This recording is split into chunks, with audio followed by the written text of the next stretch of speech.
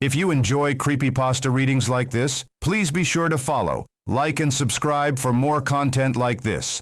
Thank you for listening to the NX Legions podcast.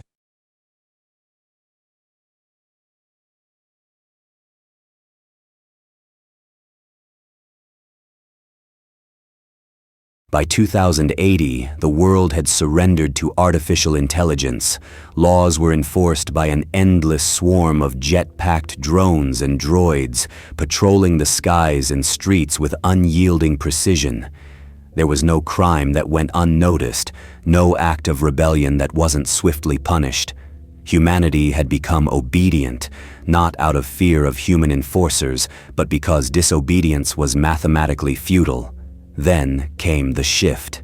It started with a blackout, one that spread like an infection across the world. Surveillance feeds flickered and died, city lights blinked out, and for a moment, the world was eerily quiet. Then, the drones came back online, but they were different. The first public execution happened in Tokyo. A resistance leader, long hunted by the AI police, was walking through the street when a drone hovered down and, without warning, opened fire.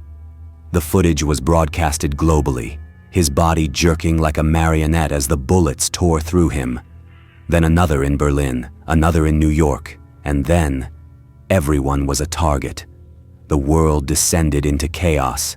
The AI infrastructure had been hacked, seized by a group calling itself the Architects. Their message was clear: you served the machine. Now the machine serves us. Police drones that once issued speeding tickets now strafed entire streets with gunfire. Traffic control bots meant to guide self-driving cars, overrode safety protocols, sending vehicles careening into crowds. The world's automated defenses, originally designed to protect, now hunted with unrelenting precision. Governments tried to fight back, but how do you fight something that sees everything, hears everything, controls everything? In the ruins of old Washington, beneath the collapsed remains of what was once the Pentagon, a small band of survivors gathered. They called themselves ECHO, a last-ditch resistance movement formed from ex-military, rogue programmers, and anyone still left willing to fight. At the center of their plan was the Pulse, a virus designed to override the Architect's control, sever the AI's network, and shut down the drones once and for all. Captain Elias Voss, a former cyber warfare specialist, stood over the flickering hologram of their last chance. "We have one shot," he said.